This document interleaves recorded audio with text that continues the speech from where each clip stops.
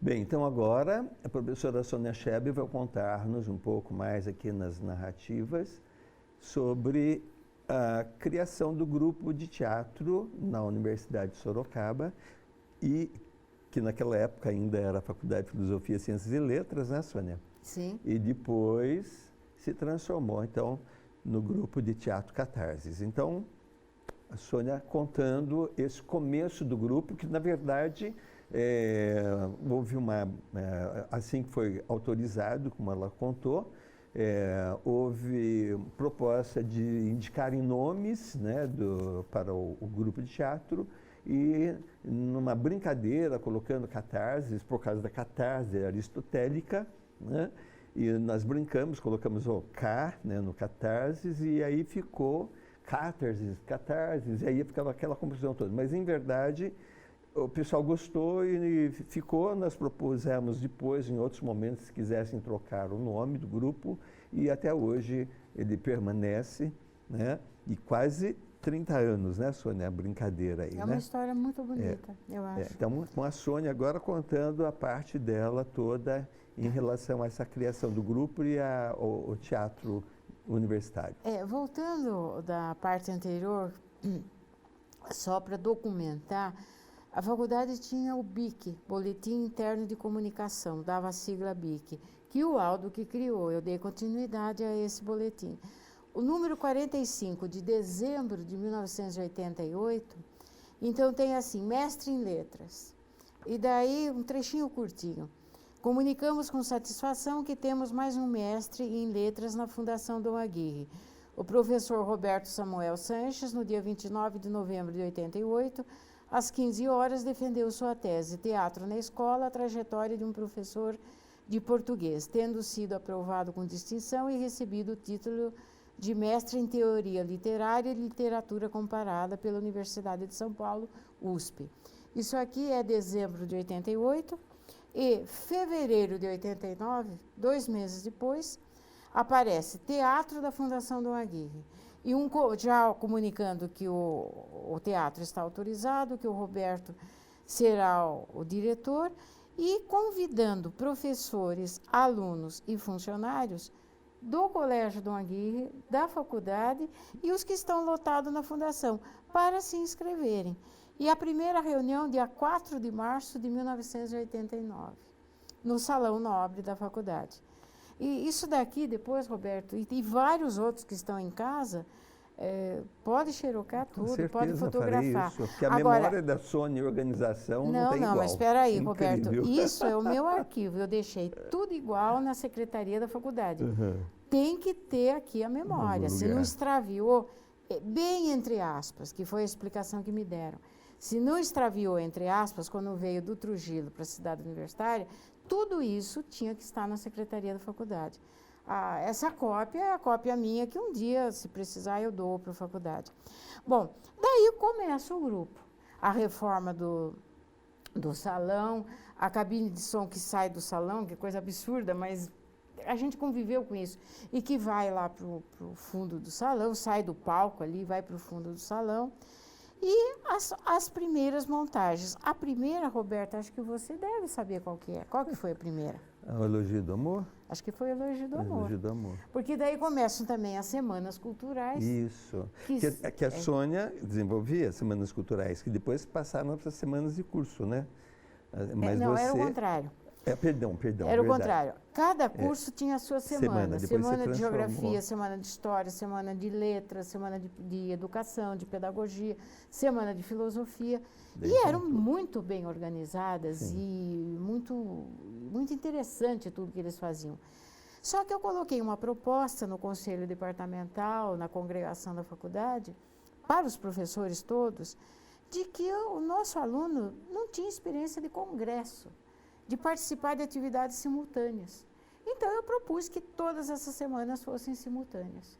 Semana de letras com semana de história, com semana de geografia, com semana de pedagogia, de matemática, e que fossem no espaço da faculdade e em espaços da cidade, não só na faculdade. Que tivesse inscrição prévia. E que um aluno de história interessado num tema de letras, de literatura, pudesse se inscrever numa atividade de um outro curso, de um outro departamento. E deu certo. Fizemos assim várias semanas, que daí eu chamei de semanas culturais, mas que eles colocavam, é a 15ª de pedagogia, é a 19ª de história, tudo isso reunido no chamado Semana Cultural, né? E você apresentou o grupo, agora já denominado Teatro da Fundação Dom Aguirre Catarses, já apresentou Elogio do Amor. E que tinha realmente gente do colégio, da faculdade e funcionário. E funcionário. Tinha funcionário Olha, também. terceira Semana Cultural, 1990, Elogio do Amor. E já é aqui os alunos, participantes, os professores, os participantes que eram do colégio, da faculdade e da Fundação Dom Aguirre. Depois teve os Saltimbancos. Saltimbancos, a filha dela participou, os meus 3 filhos também. Delícia, né? Eu lembro que daí eu fiz um convite às Mônica. filhas, porque podiam ser os parentes, os familiares dos professores, alunos e funcionários, né? E eles estavam estudando também no Colégio Dom Aguirre. Colégio. Também, e daí eu falei com as filhas, as maiores tinham muita lição, tinham compromissos com o estudo, e a Mônica era menor. Isso. Ela tinha acho que 7, 8 anos na época, acho que 8. E ela falou, não, eu vou. E ela participou dos Saltimbancos, e eu lembro que uma vez era um ensaio geral, porque daí no dia seguinte era a apresentação. E ela estava toda importante, que era um ensaio geral. Daí eu fui buscar, ela falou, último ensaio, amanhã a apresentação. Não, vai ter mais um. Por quê? Porque o jumento faltou. O jumento faltou, o integrante lá que fazia o papel do jumento nos Saltimbancos. Bom, aí isso vai para frente. Tem um momento em que o Roberto deixa a direção, assume o Roberto Sanches, Samuel Sanches, assume o Roberto Gil Camargo. E entre os 2 Robertos, até hoje, esse grupo teve como diretor os 2 Robertos. E o grupo só foi para frente, porque depois entrou a colaboração da Janice com acordeon, com movimentos de dança, apresentações as mais diversas. Semiologia. Não. Semiologia. E agora eu não lembro para que país esse grupo Bélgica. Para a Bélgica. Não, já foram, acabaram de voltar. Já voltaram? Já. Segunda vez já que vão, se já foram. Se não for, 3, mas é a segunda vez já que foram. Mas outros também, participações em outros estados, em outras cidades aqui no Brasil. São Paulo né? direto, né? Curitiba. Mesmo no TUSP. Eu já fui assistir no TUSP. Né? Também. Então, quer dizer, em outros espaços também de São Paulo, né? Em outros espaços. E aqui em Sorocaba, aquele salão nobre que depois chamaram de Salão Vermelho, por causa das cortinas vermelhas, e que foi o início de tudo isso, modesto, com muita... E eram 2 salas de aula que se transformaram no salão. Que foi demolida a parede. Demolida a parede do meio. Aliás, eu estudei naquela sala, né? Enquanto sala de aula. Isso. Que não tinha salão nobre. Então, daí teve que demolir, e uma terceira que pegou um pedaço para ampliar o palco. Né? E isso tinha um custo, mas tinha um custo-benefício. E eu defendia com unhas e dentes que nós não estávamos tendo gastos, porque eu lembro que no CTA diziam, mas a senhora só só traz projetos que têm custos, têm gastos. Eu falei, não, tem investimentos. Isso não é custo ou gasto que se perde, é investimento. Veja o quanto vai frutificar tudo isso, assim como outros projetos, né? Mas esse do teatro era uma convicção minha, de que o benefício ia levar o nome da faculdade e hoje da universidade além muros, ia trazer benefícios para quem entrasse, para quem participasse dele, em termos de linguagem, dicção, abertura de mundo, visão de mundo, percepção de outros aspectos que às vezes a pessoa não percebia, desinibição pessoal, socialização, consciência grupal. Veja, o jumento faltou. Então vai ter que ter um ensaio a mais. Porque aquele personagem é importante. E eu lembro que uma vez eu fiz um editorial do BIC, datilografando o texto todo, faltando uma letra na máquina de escrever. Não me lembro agora que letra que era. a pessoa conseguia ler o que eu tinha escrito, mas vamos supor que faltasse o A ou faltasse o L. Então, para mostrar a importância que você tem num grupo, a importância que aquela letra tem no alfabeto, e um texto sem aquela letra ia ficar muito difícil, deficitário, etc. Então, a consciência grupal, a corresponsabilidade, de horário, de estar presente, de não faltar, de não chegar atrasado, de chegar sóbrio. De chegar sóbrio, né? Então, eu creio que é aprendizagem em todos os sentidos. Desde do anjinho gordinho que eu fui lá no primeiro ano primário, até o anjinho calminho. Sim, o Anjo Calminho. O Anjo Calminho, uma que das foi peças uma aí, das peças. Que foi principalmente o pessoal do colégio, né? Do colégio. Que eu estava dando aula no Colégio João Aguirre, então era fácil também chamar essas crianças, e filhos de professores também, né? Também. E que daí você tem um público enorme, pensando nos parentes, nos familiares desses atores, que vem conhecer o trabalho, porque vem ver um filho, um sobrinho, um neto, alguma coisa assim.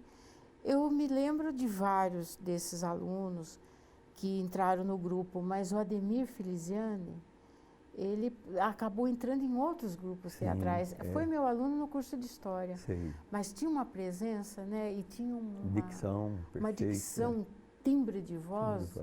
Grave. Maravilhoso. Então, eu acho que a história é isso aí. Eu fico muito feliz, Roberto, de ter...